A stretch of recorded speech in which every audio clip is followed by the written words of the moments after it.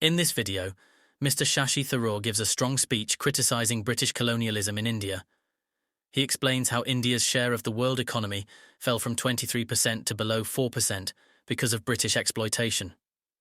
Tharoor says Britain's industrial revolution succeeded by destroying India's industries, making skilled weavers poor. He criticises colonial leaders like Robert Clive for stealing from India and talks about the famines caused by British policies, especially the Great Bengal Famine, where millions died because Winston Churchill diverted food to Europeans. Tharoor argues that British colonialism was selfish, violent, and racist, not helpful or kind. Madam President, and gentlemen, ladies of the House, standing here with 8 minutes in my hands and at this venerable and rather magnificent institution, I was going to assure you that I belong to the Henry VIII School of Public Speaking, that as Henry VIII said to his wives, I shall not keep you long. But now finding myself the seventh speaker out of 8 in what must already seem a rather long evening to you, I rather feel like Henry VIII's last wife. I more or less know what's expected of me, but I'm not sure how to do it any differently. Perhaps what I should do is really try and pay attention to the arguments that were advanced by the opposition today. We had, for example, Sir Richard Ottaway challenging the very idea that it could be argued that the economic situation of the colonies was actually worsened by the experience of British colonialism. Well, I stand to offer you the Indian example, Sir Richard. India's share of the world economy when Britain arrived on its shores was 23%. By the time the British left, it was down to below 4%. Why? Simply because India had been governed for the benefit of Britain. Britain's rise for 200 years was financed by its depredations in India. In fact, Britain's industrial revolution was actually premised upon the deindustrialization of India.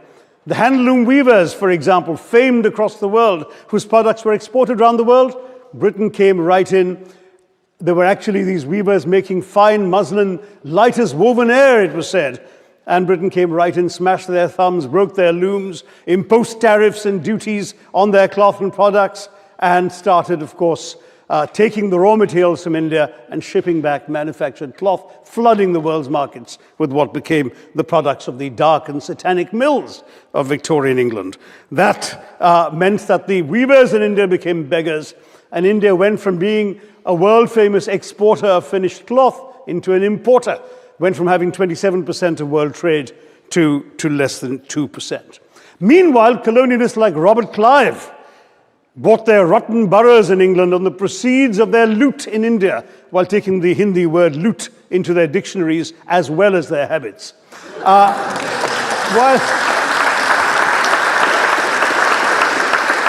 And the British had the gall to call him Clive of India, as if he belonged to the country, when all he really did was to ensure that much of the country belonged to him. By the end of the 19th century, the fact is that India was already Britain's biggest cash cow, the world's biggest purchaser of British goods and exports, and the source of highly paid employment for British civil servants. We literally paid for our own oppression. And as has been pointed out, the wealthy Victorian British families that made their money out of the slave economy, 1/5 of the elites of the wealthy class in Britain in the 19th century owed their money to transporting 3 million Africans across the waters. And in fact, in 1833, when slavery was abolished, what happened was that a compensation of £20 million was paid, not as reparations to those who had lost their lives or who had suffered or been oppressed by slavery, but to those who had lost their property. I was struck by the fact that your Wi-Fi password at this union commemorates the name of Mr. Gladstone, the great liberal hero. Well, I'm sorry, his family was one of those who benefited from this compensation.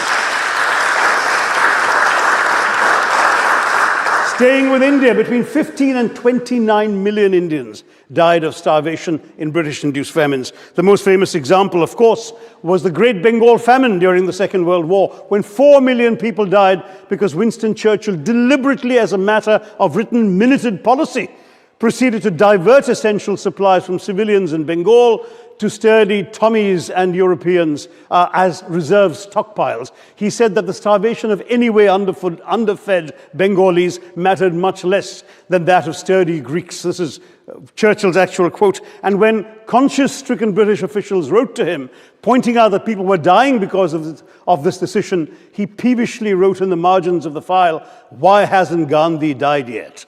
So all notions that the British were trying to do their colonial enterprise out of enlightened despotism to try and bring the benefits of colonialism and civilization to the benighted heathen. I'm sorry, Churchill's conduct in 43 simply one example of many that gave a lie to this myth. As others have said on the proposition, violence and racism were the reality of the colonial experience. And no wonder that the sun never set on the British Empire, because even God couldn't trust the English in the dark.